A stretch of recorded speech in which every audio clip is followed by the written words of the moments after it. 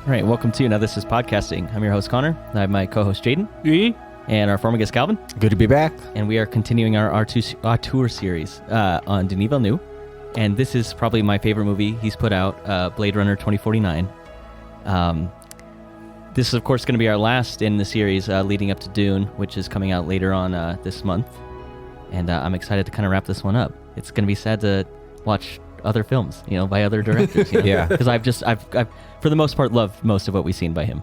Yeah. Yeah. Even though your favorite one prior to doing this podcast, you didn't. I think I've liked this one the most. Yeah. After seeing it, but before that, Arrival was definitely like top of my list. I think is what he done. But after revisiting it, I was like, wow, this misses out on a lot of the stuff. Yeah. And I think this is a culmination of a lot of different aspects of Denis Villeneuve's films. Like this has like really good action bits in it. It's of course beautifully filmed, which I think all of his stuff has been. I think he gets really good performances. I am fascinated by this film. Jaden, what are your first impressions of this? It's beautiful. The aesthetics of this movie are fantastic. Ryan Gosling does an amazing job per usual. Besides Remember the Titans, he's a great actor. I forgot he was in that. Yeah, he's a fucking liability on defense. I forgot all about that. That's actually what his name is in the credits. But no, it's very, very good. I would highly recommend this movie. As far as ones we've done from Denis, this is my second favorite for sure. What do you put above it? Enemy.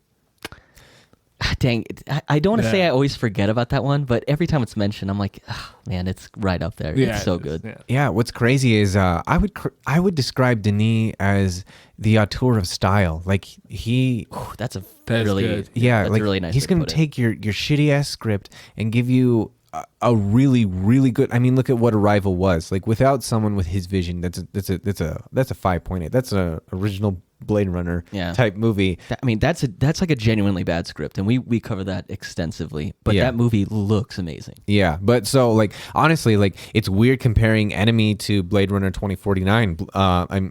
Enemy to Blade Runner 2049 because I would say that Enemy is my favorite film, especially before all of the psychology, all of the Jungian symbols, and just all of that rich subtext. But then you have Blade Runner 2049, which really goes farther with a lot of those the biblical symbols and how the world is built and then how it's shot.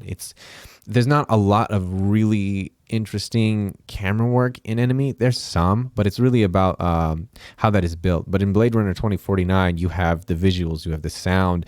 I went into this thinking like, okay, I don't really love Blade Runner, but I love Denis, and I know that I have very high hopes that he's going to take something that was mediocre and make it amazing. And I mean, absolutely he did. Like he elevated every element of the original Blade Runner to a higher level. I mean, you're talking about sound design, the cinematography, character development, symbolic references. Every element was preserved. Like this is what the heart of Blade Runner was, and then enhanced, which is, I have nothing short of wonderful things to say about this film. Yeah, I totally agree with Jaden. I love the aesthetic of this film. I don't think there's a film that has just a better vision for what it wants to be. Like all the time, like from opening up on like that sort of like worm farm that we go to, that protein farm, to Las Vegas, to the closing fight like at the waterfront. Just the aesthetic, everything that's captured on screen is amazing.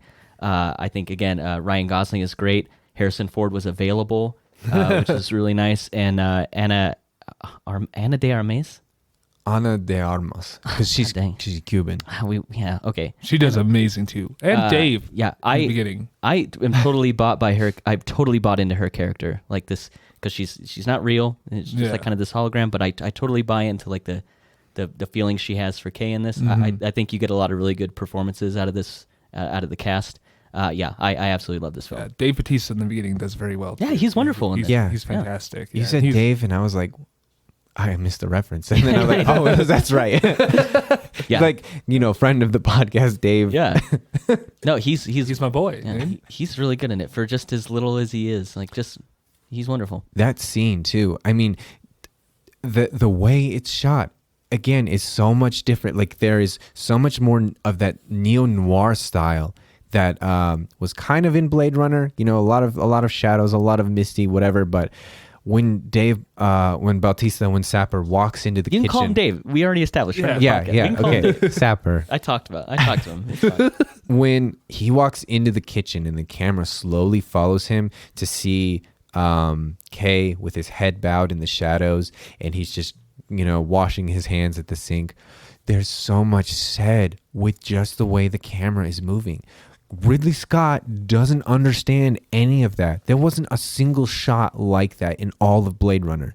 And Denis brings that to every single one of his scenes. So, yeah, like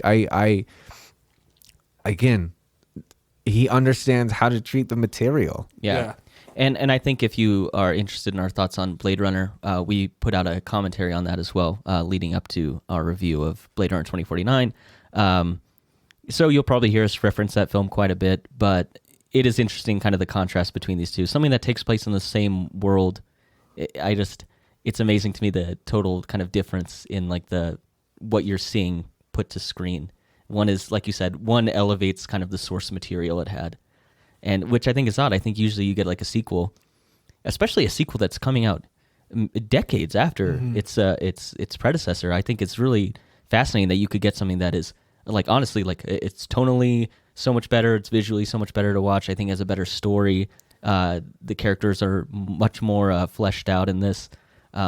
It's not very often, I think, that you get a film that comes out, especially just so long after, that can capture the essence of the original, but like Calvin said, improve upon it. Oh, massive improvements. Mm-hmm. And I mean, what I love too is like, you had some of those aerial shots, those kind of cityscapes in the original Blade Runner, but we've seen with Sicario and Arrival that Denis knows how to capture the essence of that shot, like that reflects the nature and the atmosphere of the whole film.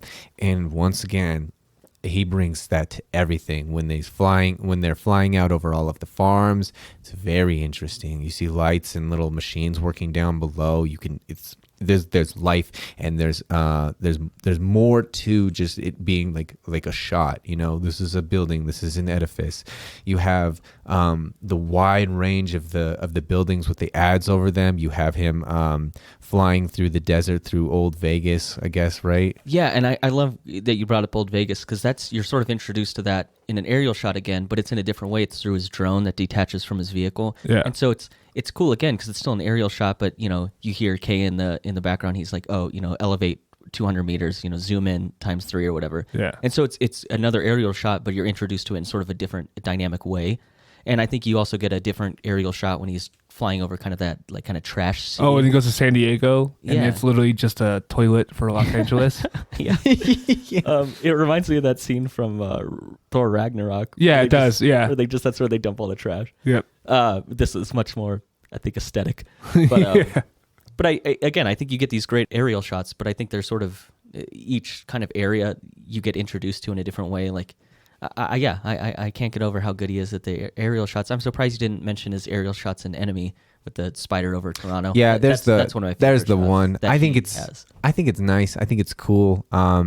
It's not my favorite part of Enemy though. I think it's just tonally it fits. Whereas like your Yeah. favorite parts of Sicario and Arrival are both aerial shots, and you were very clear on those points. Yeah, those literally, I mean, like, I think the one in Arrival is about somewhere between 30 seconds and a minute. The one in Sicario is only about 8 seconds. But honestly, like, I think the box art for Enemy, where it's that cityscape with the spider, like, coming out of Jake Gyllenhaal's head, there's so much said right there with that box art. Yeah, you're right. I honestly think that shot is better in service of that than it is within the film. You're probably right. And again, this is supposed to be a review of Blade Runner 2049, but this is essentially us wrapping up this series on Denis Villeneuve. So I welcome, and I hope that the listener is also ready to listen to kind of the threads that we've pulled through all these films and kind of tie them all together and recognizing like strengths that he brings in each film, kind of adaptations and different bits that you can call back to. And so I love kind of having this available as conversation because we've now watched so many of his movies. Yeah. And so I love being able to call back to those. So He should do an hopefully, MCU movie.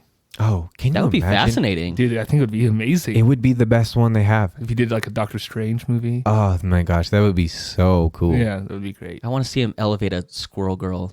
Dude, if script. they do Squirrel Girl and they do not cast Anna Kendrick as Squirrel Girl, I will boycott Marvel. My God. Yeah, I don't understand why people don't think she's attractive either. I think she's so cute, and that would be She is crazy hot, dude. yeah, absolutely, and that would be an even funnier. Like, especially like if she agrees to it, like you would understand. Like, there's a level of humility. Like, yeah, Oh, there's I kinda, like, she does an interview with Fallon where she's like, "Oh, I'd love to play Squirrel Girl." oh my Yeah. gosh, that would be amazing. Yeah, Squirrel Girl, directed by Denis Villeneuve. Starring Anna Kendrick. This podcast said it first. I will That's what help a GoFundMe. Like, Yeah, I would will, love to see. I mean, I will start. I won't put any money into it. Because Marvel needs your help to fund its films. You're right. Let's see if I give them enough money, they'll, maybe support my idea. Yeah, right. You just send in your fan fiction. Yeah. So, do we have any more thoughts on the look of this film? Other than it's fucking stunning, I don't. Yeah. We can move into some of the score. Oh yeah, my which is gosh. amazing. I think there's so much of the score in the original movie that just doesn't work. It's sounds that feel like they make sense in that world that they've set up. They're just used in the wrong scene. Yeah, like you still have to it's the 80s, whatever. We're getting into synth and whatever. You still need to understand that music still works the same. Like modes modes emote certain feelings. Like if you're just not going to pay attention to those anymore, then you're creating terrible music. I don't understand why they did that. They have it's like kind of this noir synthy sound, which sounds like, oh, I'm just a girl in these lonely streets. But that whole that music, that mode is taking place during a scene where one of the replicants is getting shot to death, and it doesn't fit that scene at all. Where I think everything in this, every bit of the score in this totally fits. It enhances the aesthetic. I want to talk a little about there's like kind of like a revving sound of like an engine building up, and it's so interesting to me, like this idea of like, is it diegetic or non-diegetic sound? Like, because it sounds like it's coming from like Kay's vehicle is it's on screen. So at first I'm like, I thought it was his vehicle, but then it kind of fades into the score. And it just, again, it builds into that aesthetic. It's the score supporting everything that you're seeing on screen, and I love it. Yeah, no, it's great. I think you see Denis Villeneuve in an directorial standpoint in the movie, you're like, oh, it's going to look and sound amazing. Regardless of whatever else is going on in the movie. It's good. Those two aspects are always going to be home runs for him. Yeah, and I love Johan Johansson did the last two films. I'm not actually sure if he's actually passed away. I don't remember when he died. If it would have been this time frame, I think he would have died after this came out. But I love that they went in, we talked about in Sicario and Arrival, it was more of a minimalistic score, and here it's very oppressive. Yeah. Like it's crunching, it's metal, it's grinding, and I love how that engine revs, that sound, it dies into the music, and it just keeps doing it again, letting you know that it is a part of the score. It's intentional, but it's also like a feeling coming out of being in the city. Right. And it was Hans Zimmer and Benjamin Wallfisch who did the score for this. Yeah. Which you can't go wrong with Hans Zimmer. Hans Zimmer is also doing the score for Dune. Yeah. As well. So that'll be their second time him and Denis Villeneuve have worked on a film together. Again, I just think you can't go wrong with Hans Zimmer doing a score. Yeah. And you can't go wrong visually with having Denis Villeneuve directing it, Yeah. And one thing though, like having Hans Zimmer, like obviously everything Hans Zimmer did in Interstellar, like the music really carries the emotional burden there. There are so many scenes here, there's just no music. And it's so well shot and so well acted, we don't need the music. And that again, like that's not something that was really in Blade Runner, like the original. Like the music was just kind of ever present and like kind of pulled away from all of these really poor set pieces.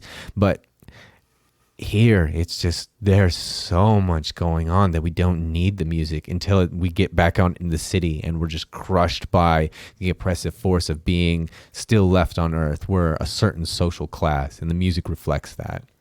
Yeah, I have one more thing about the look, I guess. One of the problems I had with Blade Runner is I feel like while I do believe your film can take place in kind of one setting and still be interesting, I think that film would have lent itself to like kind of appearing in kind of places that it look different. Everything about that movie looks the same all the time, I think.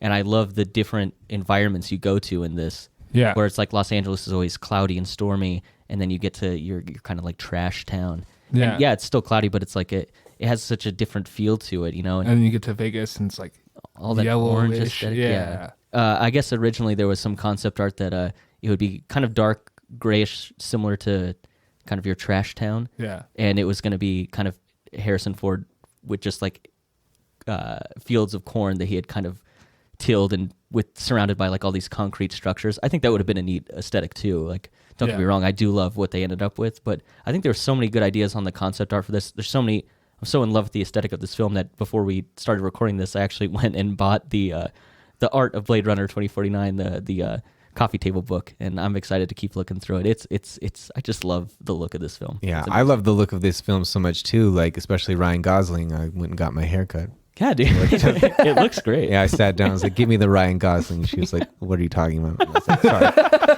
I have a picture." He has the same haircut in every movie he's in. What do you mean? What am I talking about? Yeah, exactly. Like I'm probably gonna fire you. I would have laughed hard if you came in here looking like him from Remember the Titans, because it's the only time his hair is different. Right.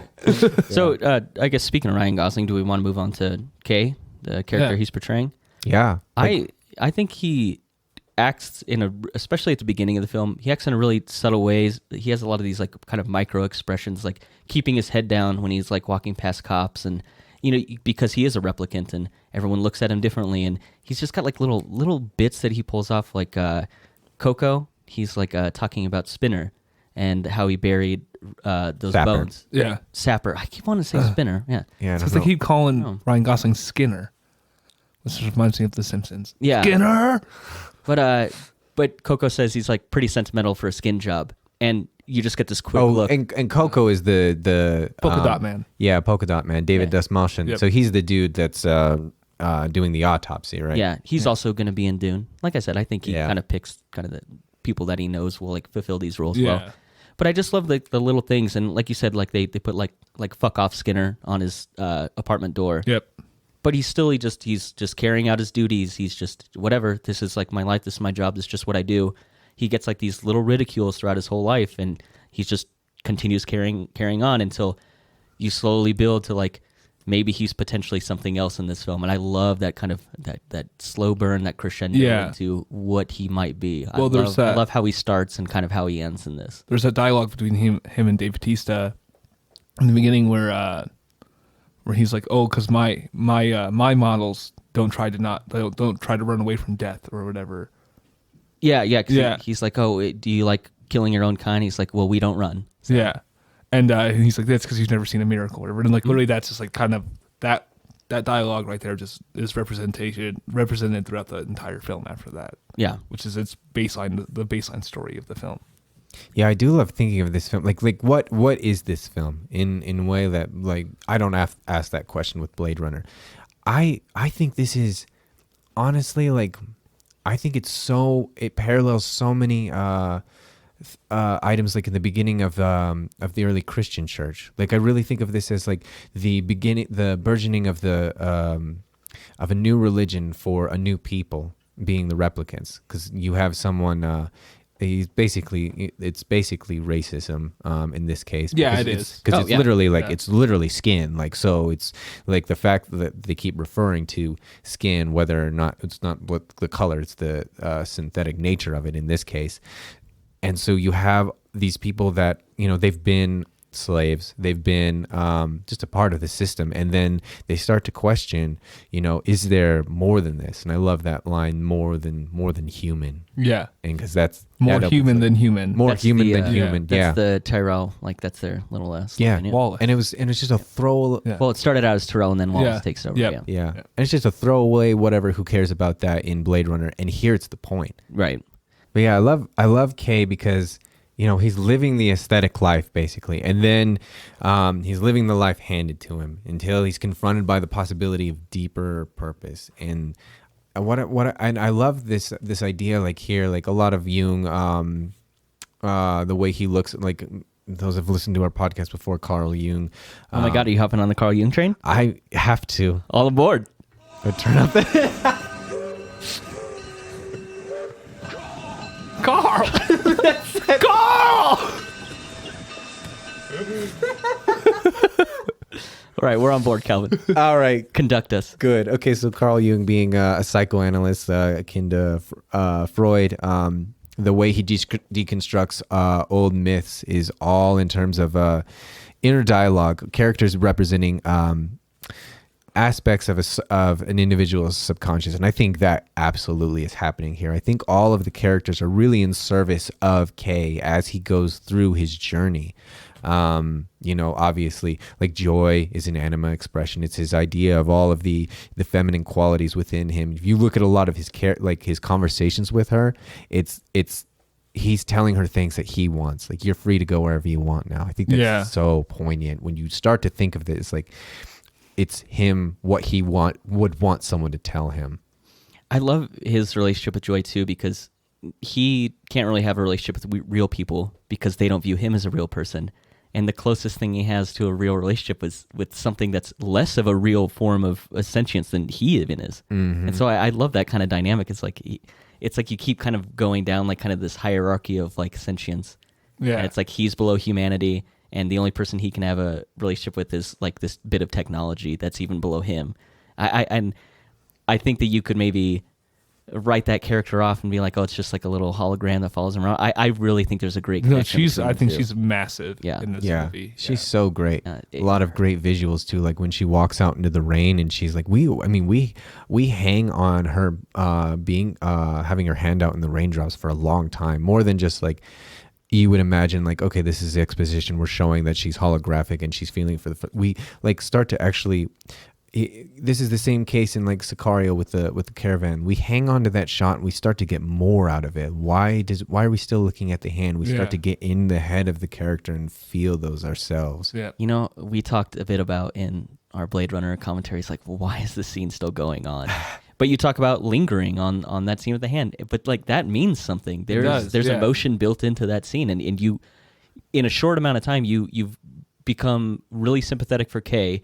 And so because you're sympathetic for Kay, you care about the things he cares about, and the thing he cares about is joy. Yeah. And so you care about the scene lingering on her and her experiencing this.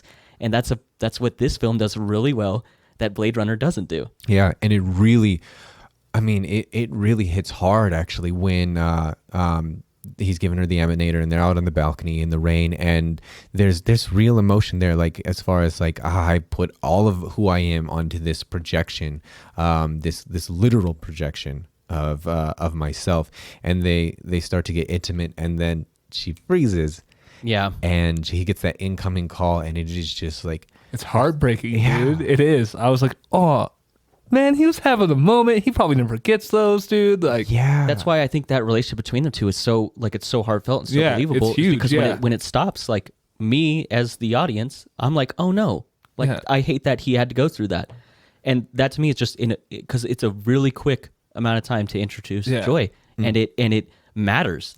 It does, and then like even after like he ends the phone call and she's still there, and he's like, okay, I got to go do my duty. He starts walking away. I'm just like, man, he has got to be like so heartbroken right now. There's no way you're not. Like, I love that we're gushing about this movie. This is one of the reasons I wanted us to do a series on this director. Because I absolutely adore this film. I think it's right. Like, I said Interstellar's number one, and I probably have a couple that are just a step or two below. This is one of the films that is just a step or two below. But yeah, I totally buy into all the relationships in this. They're everything is just top notch in this film. And speaking of relationships, that phone call was from Joshi, Lieutenant Joshi, played by Robin Wright. Oh, she's great. Have you guys ever seen House of Cards? No. Yeah, I've heard that. Like, what else did Besides all the Kevin Spacey controversy with that, she's really good in it. Yeah. I'm not saying to go out and watch it if you don't want to take in any content that Kevin Spacey's been a part of. That's you're well within your rights to do that. I'm just saying, I watched that before any of that came out, and I was unaware. And she is excellent in that show. Speaking of Kevin Spacey, the girl who plays Joy is in a movie with him as well, Baby Driver. She's in Baby Driver? Yeah. I really don't like Baby Driver. Well, I love that movie. She's John Hamm's girlfriend. That movie is like... oh my gosh, really? Yeah. Oh, that's funny. That movie is totally propped up by... For some reason, everyone loves the music in it. Because it's great. I love the music in it. I think it's okay. I hate that. I hate it so much. That's, again, like the reason I hate it is because that is exactly what we as students did all the time. It is lazy filmmaking. Like you're not making something organic. Like, oh, we got to keep this in beat. So it's all in service of it's all to the point of something else, which I just really dislike. Yeah, I was not a big fan of Baby Driver. But yeah, it's a fun technical challenge. It's just poor in concept. As far as going through like scenes in this, I don't really want to do that, but we are approaching that scene where they do find out that Rachel is Rachel's bones are what was buried in that box. That's who like Joshi calls him in to look at, and Coco's like doing the zoom ins, and you see the serial number, and that's when you come to the like. Is that when they come to the realization that she had a child? Because because they see the scalpel marks before they see the serial number. They're like, then Coco walks away. Yeah, because he's like, obviously this isn't a replicant because they had C-section. Yeah, she died in childbirth. And he's very sure about that. So he just leaves, and then Ryan Gosling continues to look in and finds a serial number. So while I don't want to like dive into the narrative a ton in this, that is a huge part of this, because now you realize there is a child born of a replicant, and that's like the big problem in this future now is you're running out of like this workforce that's supposed to kind of expand and help humanity conquer the stars and everything, and that's where like Wallace comes in. He's trying to create replicants that can replicate on their own, because he's like, I can only make so many. So without diving too deep into the narrative, I think that's a really important scene, and then it kind of vaults Kay onto this kind of detective quest to solve, where is this child now? And there's like huge repercussions that come from that. And I think, like you said, Joshi, Robin Wright's character, paints that really well. She's like, this breaks the world, Kay. Like we can't, this is based on humans being at one level and replicants being at a tier below them. And if they can have their own babies, then we're just murdering people. Exactly. Yeah. So I think that catapults this movie. It makes it emotionally much more interesting. I think you're then really invested in this kind of detective work that Kay's going on, as opposed to the detective work that Decker's going on. Yeah, and so it makes it different, like also emotionally, but also I think of it as a holy quest now. Sapper was saying at the beginning, like, you haven't seen a miracle. It's Spinner. It's Sapper. I know. I was so confused at that moment. I was like, which one is it? Like, holy shit. No, it's my fault. But that sets up right there. That means that we have had an immaculate conception. So for once, we have a biblical reference in the first half of the film. So we have that going on for us already. So that's why I think of this Messiah is born. Exactly. Yeah. And that makes so much more sense, like why this is all happening. It's really not about this like his objective or anything. Like Joshi says, it breaks the world, because it really does. It's you can think of it almost like the idea of like the Pharisees or Sadducees, like when Jesus started preaching early on in his ministry, like this breaks the system. We can't have that. And so that's why I love the relationship with him and Joshi. And Joshi is so important because she says one of the most important lines in the whole film, where she says everyone's just looking for something real. Yeah. And which is funny that she says that, because the only people that are actually looking for anything real are the replicants. Yeah. No, you're so right. They're just looking to be realized as just people. Yep. I mean, that's it. Like it's such a basic desire to want to have, to just be realized. But there's so much pressure put on that, and it's so that world can't handle it. Even though it's such a simple premise to just want to be known, to want to be you, but it's treated with such gravity in this film, and I really love that. Mm-hmm. Like the idea of replicants being a person is still something that in 2049 compared to 2019, which for the first film takes place, that kind of perception of replicants still hasn't changed at all. Yeah. So they can't be people. Why would you even think they could be people? Yeah, and they just want to be seen, and that's why I think like Joy is such a big character, and so important, and why I look at her like as an anime expression. And so I'll read like something. I'm not going to jump too far up into the plot, but at one point she is killed or something, but she is like a product of the Wallace Corporation. So there is a moment where a giant version of her leans over and starts talking to Kay while he's walking in the street. She's got blue hair. Yeah. No pupils. Yeah, exactly, because she can be anything because of that. But what I love is like everything about Kay is boiled down to his relationship with Joy. And when you look at the inner dialogue, it's all of the things that he wants from her: love, comfort, the need to be real. And when she bends down and tells him like all of the things, like, you look like you could be a good Joe, like you'd make a good Joe. Yeah. And that's what his Joy had given him the name. And to realize then like, oh, she was a projection of the things I wanted. She wasn't real. And I think Jung puts this this actually happened in my life. I think most of Jung is bullshit, but there are times like this where if you allow yourself to understand that these things can be useful, they will resonate with you. And so he says that the projection of the anima, the collection of female ideas in your subconscious, the projection of the anima in such a sudden and passionate form as a love affair can greatly disturb a man's marriage and lead to the so-called human triangle, which you imagine the moment where joy is actually superimposed over the prostitute.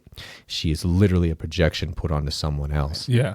And with all of its accompanying difficulties. A bearable situation to such a drama can be found only if the anima is recognized as an inner power. The secret aim of the unconscious in bringing about such an entanglement is to force a man to develop and bring his own being to maturity by integrating more of his unconscious personality and bringing it into his real life.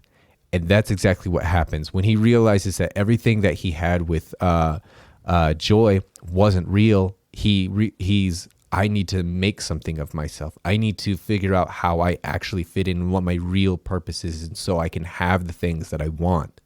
No, I think that's so perfect. Again, I always love when you bring Carl Jung into this because, and I know you say like, oh, I just steal what he says and I just repeat it. I don't think that, because I could read that stuff and I don't know that I'd match it up or line it up as well as you do. So that's why I appreciate that you're on this podcast so much, because you bring that different aspect to it. And your little blurbs when you get off on Carl Jung, they elevate this podcast. They make us sound much, much smarter than we are. I love it. Well, I'm glad. Yeah, but that's like, I think that, and that's why I think Joy is such a good character. Yeah. I think leading up to when she gives Kay the name Joe, basically he's kind of come to the realization that his memories that he thought were implanted into him might actually be real. And so he's starting to, again, this is kind of the slow ramp up to maybe him being this kind of this messiah, this he is the replicant, or he is the person born from a replicant. And I think you get this really cool scene with Anna Stelline. Yeah, Dr. Stelline. Dr. Stelline, who she makes the memories for the Wallace Corporation for the replicants. And this is just, all of my favorite scenes in this movie are just Ryan Gosling kind of being emotional on screen, or none of them are the action scenes at all. And I'm not saying this is like an action movie, but I think those are kind of a lot of people look at those as like, this is the showstopper, this is the climax.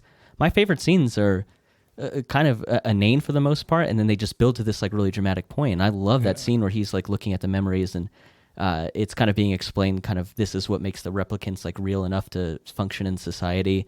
And she looks at his memory and he's like, I know it's real. And that's when he yells. He's just like, God damn it. Yeah.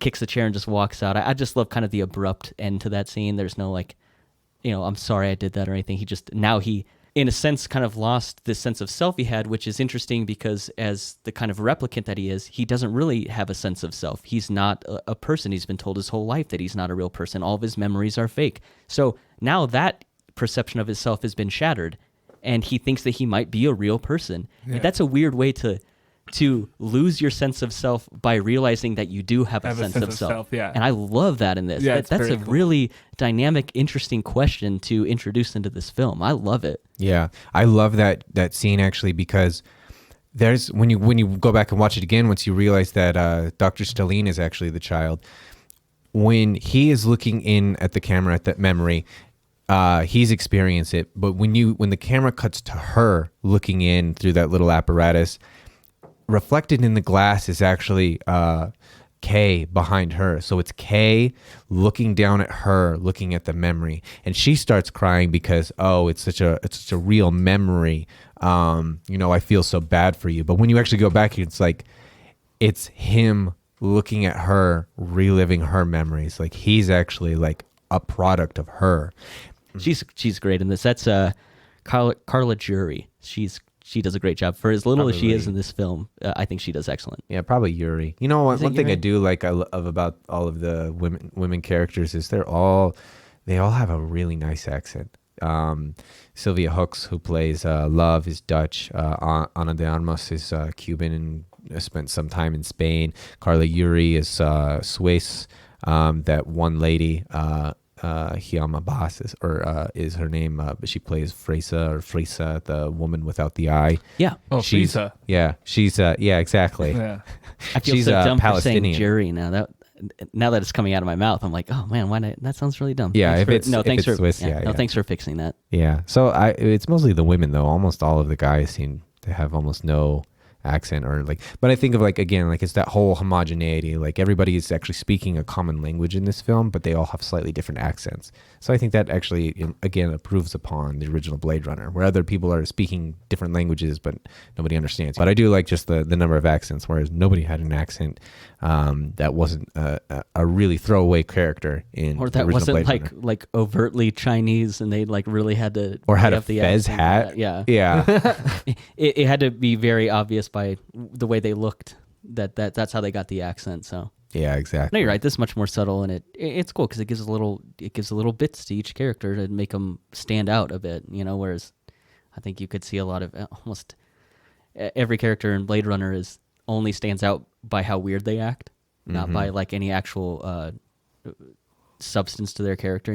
Yeah, exactly. And then obviously in the plot you have Joshi as, this breaks the world. And then on the other side of the conflict, you have the whole Wallace Corporation that really wants to push into this idea of replication, of like replicants being able to procreate. Right. And as an archetype of that, you have Love, who is like, Wallace calls her an angel. She's literally an angel of death. So I like her. yeah. Yeah, I do. I hate Jared Leto and everything that he does, but I do like her. Yeah, So my score will actually go dramatically down just because Jared Leto is in this movie. I think if you just ignore him for a minute. Can't hate him. I do have problems with his character. It seems like everything that they wrote for him is supposed to be like really impactful, like really kind of gaudy, set him up as this kind of almighty character.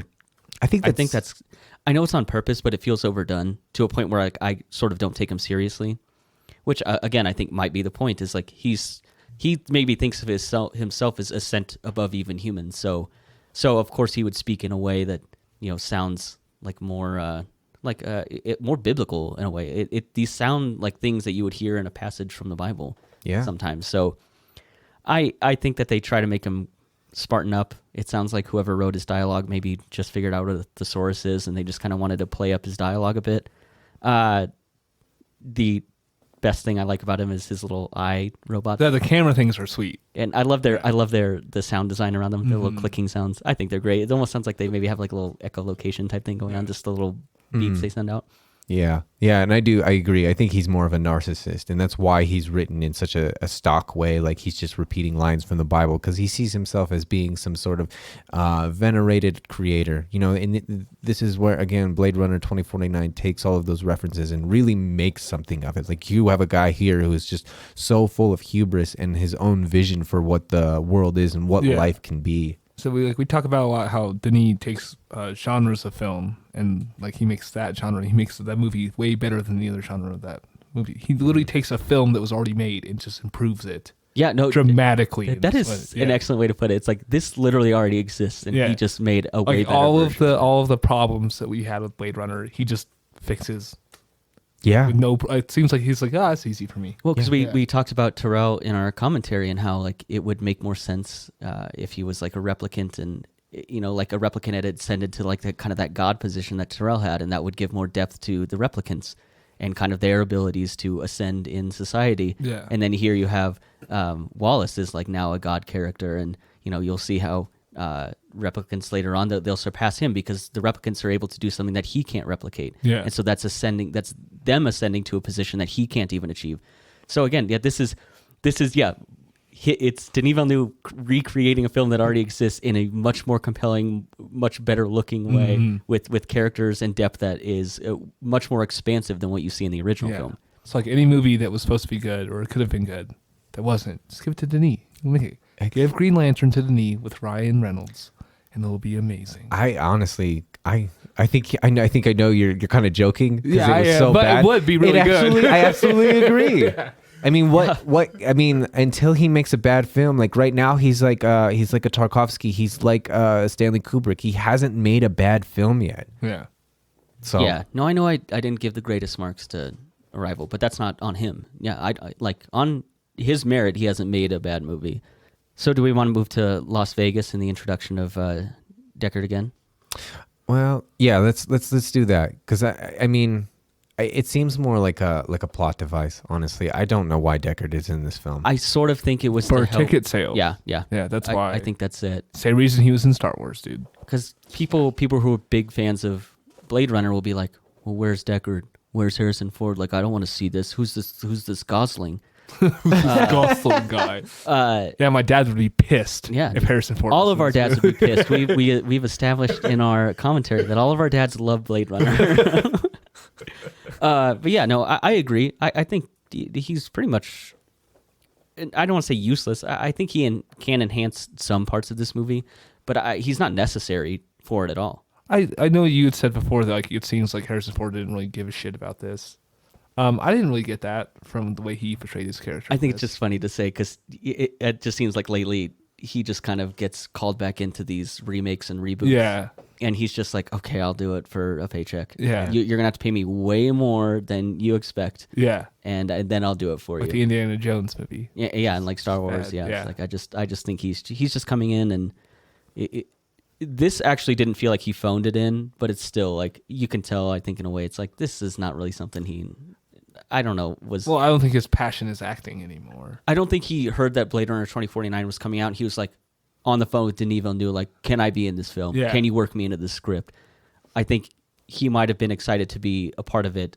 Yeah. Finding out that he had a role. That He did. He did Yeah. express like he wanted to make more movies in the Blade Runner franchise. So this is actually one thing that he was excited about. Oh, okay. Yeah. So that's, and I think it's more just like I think it shows in his above his baseline acting in this. So. Yeah, it is. He just does better than this in Star Wars. Yeah. Yeah, and I think that also like we're probably attributing a lot of whether or not he feels like grumpy Harrison Ford, because he literally has been like a grumpy dude, ostracized from humanity, like hanging out in a hotel, just getting drunk for who knows how long on the lam. So. I love that he says that. He's like, do you want a whiskey?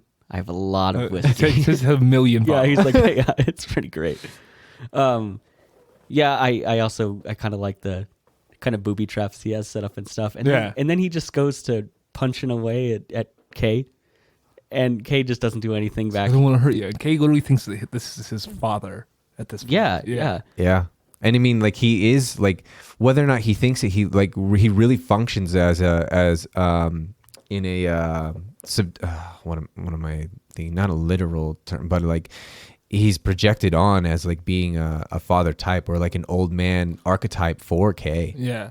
And his whole explanation of like why he left and stuff, I thought that was amazing writing at that point. I love that too. He's Yeah. like, he's like, why'd you leave? He's like, because that was the plan. Yeah. He's like, the plan was for me to leave because he's like, me being around only draws more attention to it. Yeah. So I think you could have written that in a much worse way. Mm-hmm. Yeah. And I think it's clever because then I think Enough, a lot of yeah. people would look back and be like, well, why wasn't Deckard around for the whole like this kind of building revolution within the replicant community? Yeah. Like, why wasn't he around? It's like it makes sense why he wasn't there. Yeah. Yeah. And I think it's clever enough writing to get him out of the story between 2019 and 2049. I think it's clever enough. Yeah, it is. Yeah. And so when he does get there and they do have that shootout, I mean, again, improving on the original. That whole fight when they're in like the lounge area, I mean, it's just like the one with Rutger Hauer. They're playing around in the strobes and the flashing lights, but I could have done without the Elvis holograms and stuff like that. I actually love the sound design of that. Like it hated cutting in and cutting out. I did not like it at all. But Yeah. that's just me. Okay. You know? No, it's fine. I didn't love it. I wish it would have been like a different music because Okay, that's the other thing. It's like I'm fucking so tired of seeing Elvis Presley in things. Like, fucking stop. He was a weirdo. He was a pedophile, and he died on the toilet. Leave him out of shit. I guess I just like I like bringing the showy nature of Las Vegas into this. Like this was okay, the- I also didn't make that connection at all. I forget that Elvis Presley was like Yeah. such a huge part of Las Vegas. Oh yeah. And he is like staying in like a fucking casino Yeah. thing. Okay. It builds to the aesthetic of that Las does Vegas, so- okay, well it makes sense now. Okay. All right. Yeah, it could Still be. don't like it, but it should be Britney Spears up there with her Python. Like Yeah, that'd be great. Yeah, exactly. hashtag free Britney. That's like how That's a How far, fascinating bit that's going on. This might be. Her dad stepped down, by the way. Oh, okay. Well, that's yeah, great. for like a $2 million payout, right? Whatever. I mean, that's what That's the not last that time much I money as far as if you Yeah, have I know. Brittany, It's so. just still okay. It's just such a weird It's saga. terrible. Awful person. But yeah, like so that I mean, there's a scene. That scene does not go on too long. It's very well shot, very well paced. The cameras move around in interesting ways that aren't like clunky. There's a dog. Yeah. Well, and that's what I'm talking about in that too. It's much more dynamic. The lighting's really fun in it, having the little hologram in the background. There's a lot going on in the scene that makes it enjoyable to watch. Where I think in Blade Runner you just get strobes sometimes for and I'm no like, reason. I'm like, why are you here right now? Yeah, and the music being diegetic instead of non-diegetic. There's no music playing, I think, otherwise, because we're just focusing on how quiet and weird everything is, and then all of a sudden Elvis, and it really allows the punch of the Elvis show distracting everything, like what's going on. You get so much more tension out of all of the elements working here. Yeah, and then we can skip ahead. Love has like tracked him down. They end up taking Deckard away. That's where the scene that you mentioned earlier, Calvin, where Joy's little projector stick has been crushed, and so now Kay's lost her. And this is when he gets rescued because that one prostitute he was with has put a little tracking device in him. And that's when he's introduced to kind of all the replicants who are aware of this miracle that Kay didn't know about in the beginning of the film. And this is like kind of this devastating realization he comes to, that he's not the one. Like he's not this immaculately born replicant son. Especially after you found the horse. Like, Yeah. physically find that thing. Like, there's no way in your brain like that's confirmed now. That's confirmed. No, my first time watching it, I totally bought it. I was like, yeah, it is him. It must be. Yeah, and the film is treating it that way too. Like, remember when he goes to the orphanage and he walks through all of those kids and they're touching him like he's actually Jesus. Fucking weird, man. Yeah, like an actual Messiah. And then when he gets there, and he meets all the rest of the replicants, and he mentions these memories, and I like this idea of, so there's in theology, there's this idea called, especially Daniel Hill is a philosopher of Christian theology that endorses this idea of sensus divinitatis, the idea that the sense of the divine is something given to us by God. It's implanted in us. That's what that feeling comes from. So the idea that and why Friesa says that we all thought that at one point, they all have memories from Dr. Stelline implanted in them because she is the creator. Right. And I love that idea. There's so much there. Yeah, no, I think it's definitely a heartbreaking scene, but it's also like this really cool, like this realization. And like you said, later on, he feels like, oh, I can have a higher purpose. Like, yeah, I thought maybe I was this guy, but you know what? I'm still going to continue on after he sees Joy again as like the really large projection. And that's when he decides to go and save Deckard. And even though he was told to kill him. Yeah, essentially, yeah. And And so she's like, if you want this, if you led them to Deckard, you can't let Deckard lead them to me, so you have to kill Deckard. So before that happens, I think there's a scene at the beginning and then a scene maybe around the middle where Kay's going through his baseline. And I know we've already talked about Kay a ton and how great his development as a character, but I just love this baseline that he goes through. The kind of lines that he's repeating come from a book called Pale Fire by Vladimir Nabokov. And in that book, there's like a 999 line poem. And a couple lines are taken from that. And they're in the context of the character describing a near-death experience, which I think is appropriate because if Kay doesn't kind of pass these baseline tests, they're going to hunt him down. He's going to be retired because he's no longer functioning the way he should as a replicant. And I just love the kind of the bit of poem. It's and blood-black nothingness began to spin, a system of cells interlinked, within cells interlinked, within cells interlinked within one stem, and dreadfully distinct against the dark, a tall white fountain played. And that's kind of the lines he's given. You know, he says like, you know, with cells interlinked, and he repeats that back. And then when you hear that bass line again, it goes further into that poem from the book because he's starting to fail the bass line, and so they need to kind of extend it to see like what's going wrong with him. And that's when you realize like those lines in themselves are describing like, does he care about being interlinked or caring about other people or expanding beyond what he should as a replicant. Yeah. And when he is failing the baseline the second time, it's like, thinking about like your fingers interlinked with the one you love. And so he's kind of drifting away from that kind of sense of doing his duty every day, and he is caring more about kind of the people around him. And I just think it's captured really well, like him failing that second baseline and just the continuation of that poem. It just like, it really builds his character in kind of a quick little bit of scenes. I think it's wonderful. And I just love the writing of that. Yeah, and also like compared to how rather dumb I think the Voight-Kampff test is in the original Blade Runner. Yeah, we talked about like comparing those two, because this is a test of someone they already know is a replicant, and it's basically make sure that they stay a replicant, that they're still following kind of their It structure. actually makes sense. Yeah. Mm-hmm. And that one is trying to figure out if they're a replicant or not. But there's so many visual hints in the movie Blade Runner to tell you that they're a replicant. And there's no eye differences. The little shimmer in their Yeah. eye? Yeah, that's not in this film because it doesn't make sense. Yeah. Because it doesn't make any sense. You don't need the No. Voight-Kampff test if you can just look at their eye. Yeah, but then they do still have a serial number, on their eyeball. Which actually makes sense. So they just go to the source and figure out if you're a replicant or not. There's no Voight-Kampff test. Yep. They just stick the little light in, and Kay looks at a I'm going to say it wrong. Poppers. Spinner. No. Speller. No. I can't tell. Sapper, I know. I honestly There we can't go. tell if you're just trying to push my buttons now. What do you, Spooner.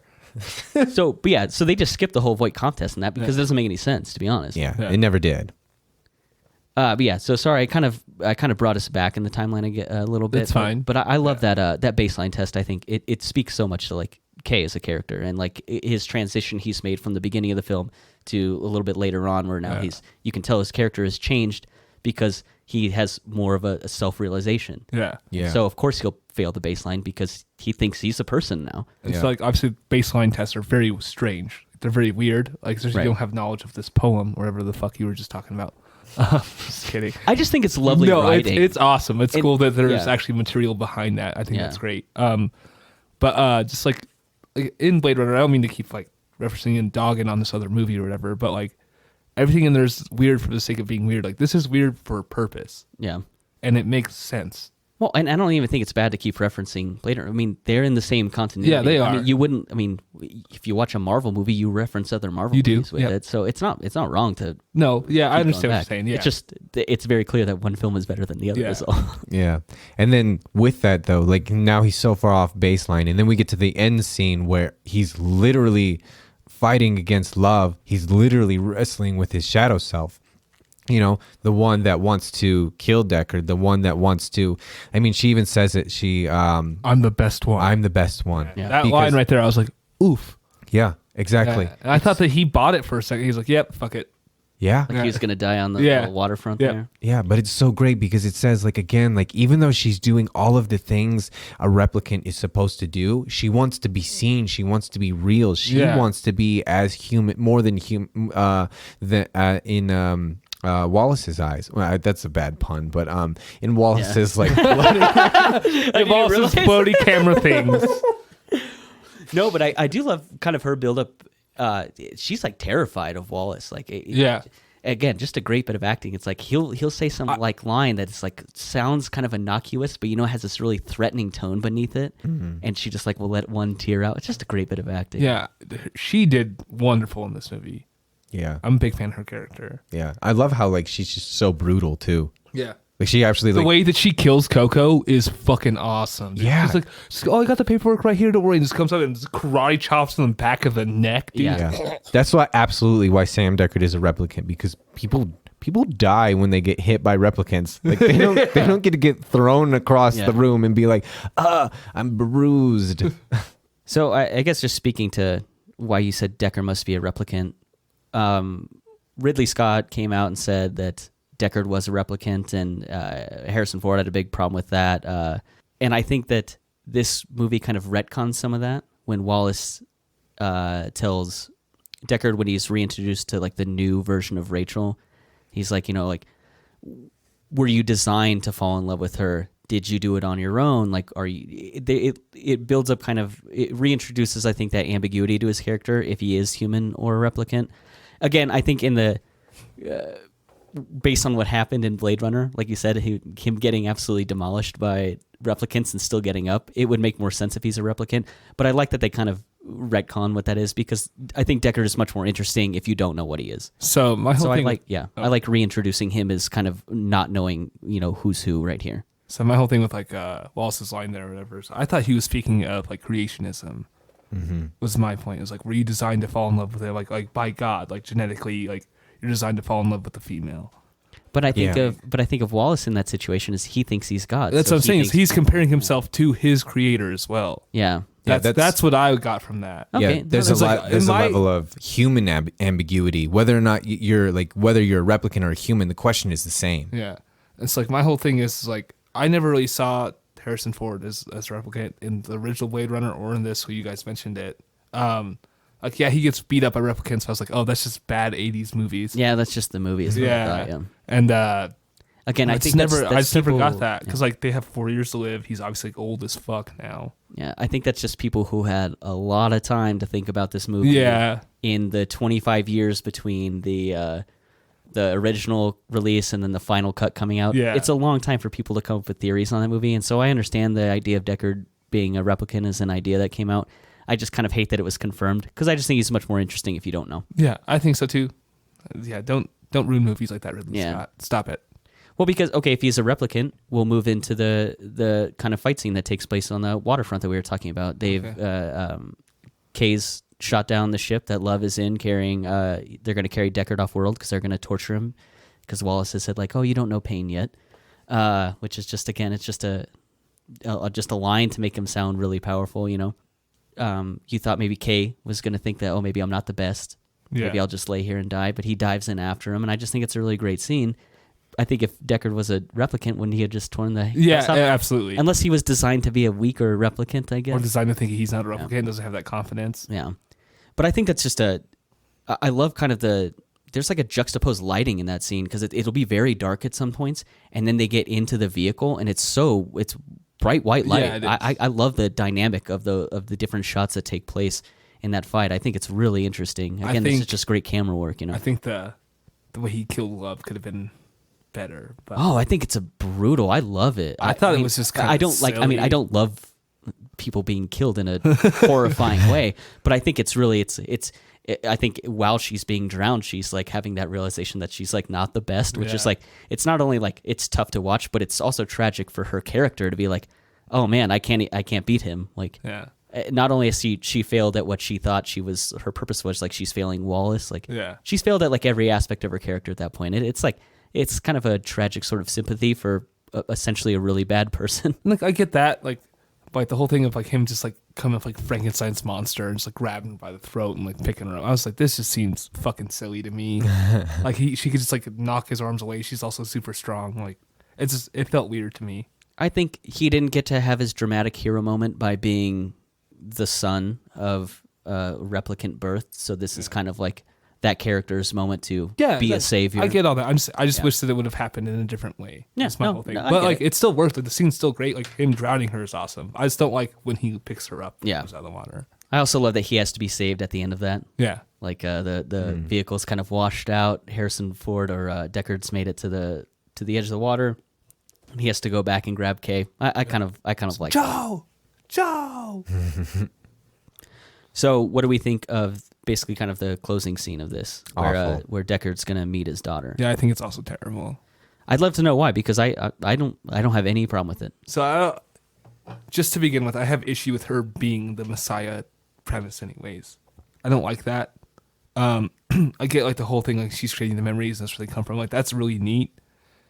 I saw like her being locked up like that, and then her being that character was just super strange. Like, she's working for Wallace. Why don't they know that she's a replicant? Like, even though she's not really a replicant, she doesn't have a serial number or anything like that. So right.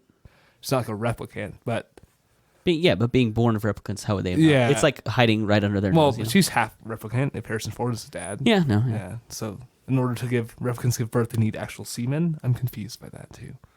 I mean, they're like a biological being. Yeah, still, I understand that, but probably made sterile, or if they even have emissions at all. well, the way that they made Rachel, like he said in the first one, it's like she's an experiment. She's different. Yeah. So maybe she was like made to be able to give birth. Yeah. No, I think that there's enough hints that you could take it seriously that she gives birth. Yeah. Yeah, absolutely. I just, yeah, I don't know.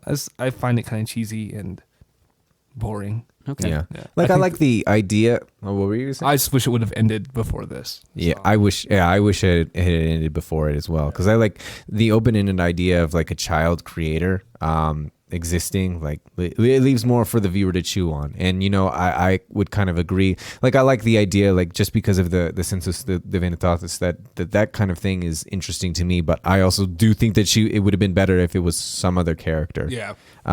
So to me, like it feels like we get manufactured emotion. Like it's as shallow as it is hollow, and 'cause there's not a lot of build up to it. Like we don't really like Harrison Ford does not. I mean, Sam Decker does not care about his child like as a person, but as literally as an archetype. Like this is the type of savior thing for replicants if we allow her to live like that.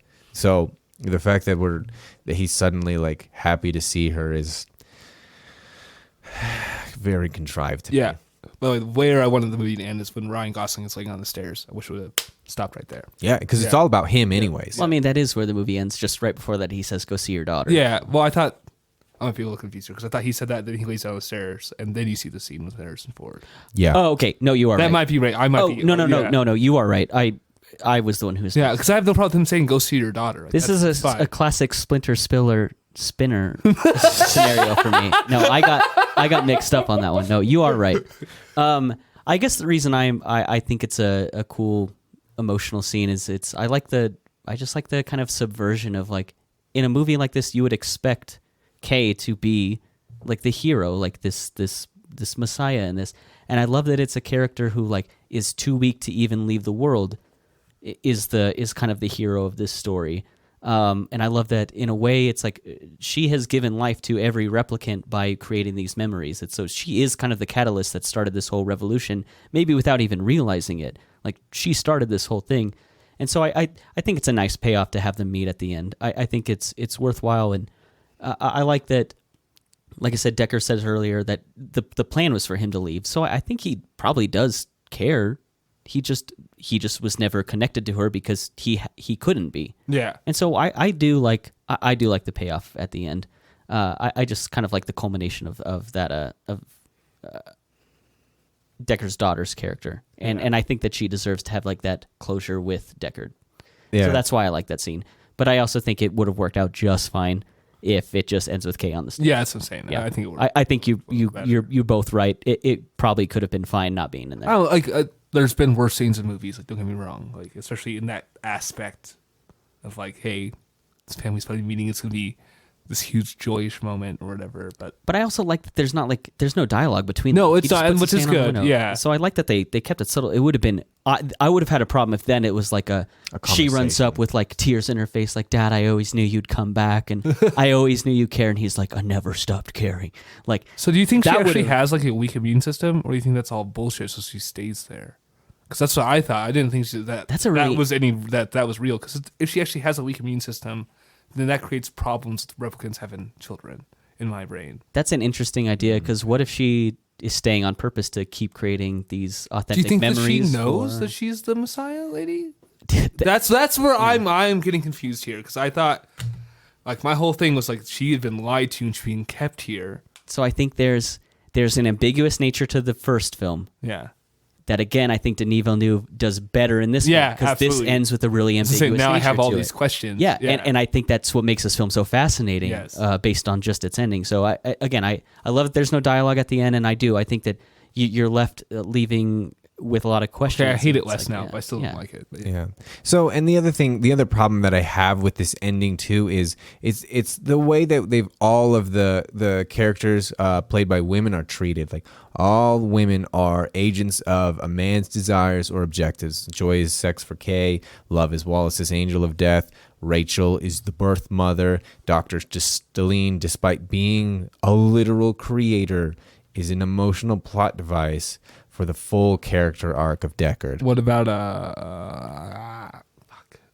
the other cop lady? Joshi. Yeah. Also have a problem with her because there's an opportunity to upend that. You know, there is some kind of dynamic there. She actually dies for him, but there's one scene where she asks Kay, like, what happens if I finish that, pointing at the bottle of vodka. I actually love that scene. Yeah. We kind of skipped over that. I love that part. Yeah, and to me it implies like they would have sex. Yeah, because of course. because she says, "I forget that you are one of them."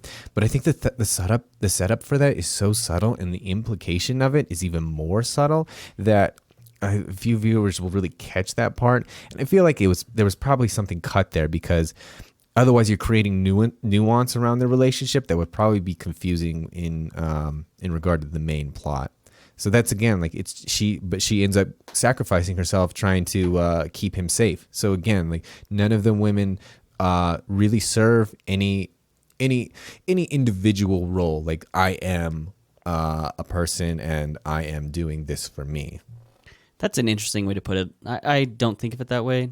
I haven't thought about that way until you've said it.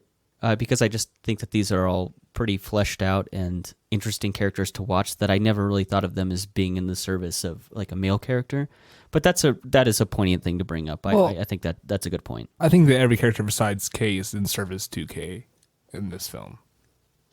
Maybe besides Wallace. But Deckard, yeah, Wallace is trying to conquer the stars and Deckard is looking for his daughter. Like they're all, they're all doing things for themselves. But Deckard's just another part of Kay's mission, and love is just an obstacle in between Kay and his mission, is the way that I view it, at least. Yeah. It's like love is less connected to Wallace, even though like that is like her premise, like she's trying to please him constantly. Because I view this movie through Kay's perspective as like that's more of an obstacle to Kay. Right. Yeah. Yeah, but again, like it's her main motivation is trying to be seen by Wallace. By Wallace, yeah. So that's why I say it that way. Yeah. Be seen by Wallace? What? I know, I keep saying that. So one other problem I have with the film is that while I love all of the biblical references, like some of the answers feel force-fed, and it seems like it's the studio's goal of being able to satisfy everyone who sees the movie. Like the film itself is trite and rather contrived, like in terms of its plot. It's a vehicle for the biblical themes. In this way, the film it's not an allegory because the references are so obvious and surface level that we see the plot and the allegorical structure as being indistinct. The film loads us with references, but it's explicit as to what everyone's symbolic function is, and that symbolic function is also their literal function. There's no depth there, and so the joy of piecing all of the clues together is wasted because we're told that the allegory is the point of the plot.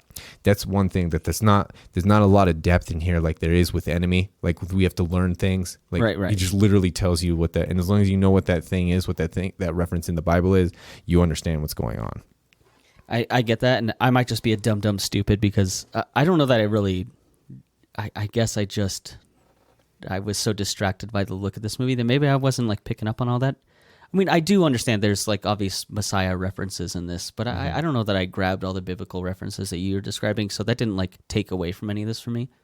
But I do understand your point now that we've talked about it, and I'll take that into my next viewing of this. It's just what I just find so wonderful about having these conversations with you guys, because now I get to look at this movie totally different the next time I watch it. So now are we ready to move to final thoughts? Yeah.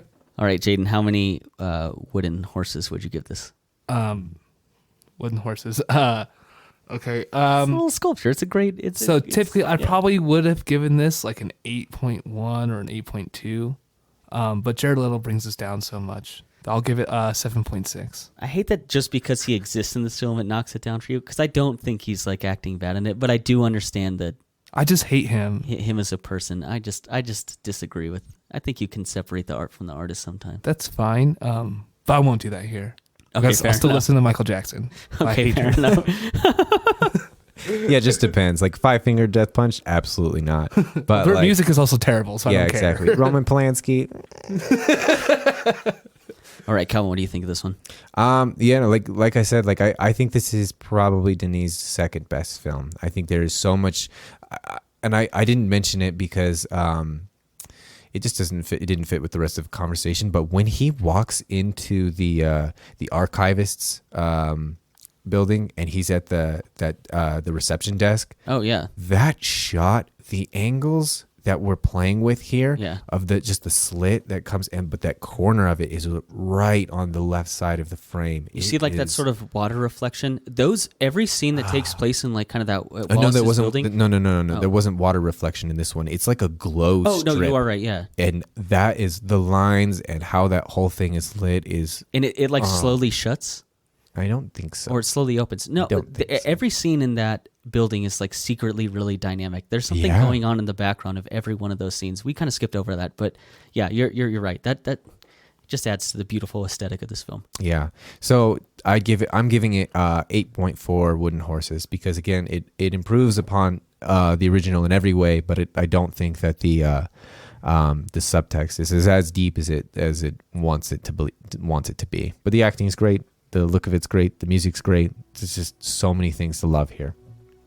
Yeah, I think our reviews of Denis Villeneuve films are bookended by two amazing films. I think Enemy is this amazing like introduction into like psychology used in film, and this is just a culmination of wonderful acting, wonderful score, beautiful cinematography, and I put this at a 9 out of 10. I wonder, how does that, do you have my Enemy score pulled up? Because I'd love to bookend these with 9s. It's a 9. There we go. Perfect. That's exactly what I wanted. I am very excited to see Dune. Look forward to that podcast coming out here in the next couple weeks. And then I guess looking forward after this, we got October coming up, so we got a bunch of horror movies coming up. Spooky season. Yeah. Spooky season. But Very excited for that. I just want to thank you guys a ton for humoring me through this director's filmography. I love his films, even the ones I don't love so much. I find to love in a different way. It's been fun to reconnect and explore these in a different way than I had before. So thanks so much for joining me on this, you guys. This is awesome for me. Thanks for letting me take up like 6 episodes.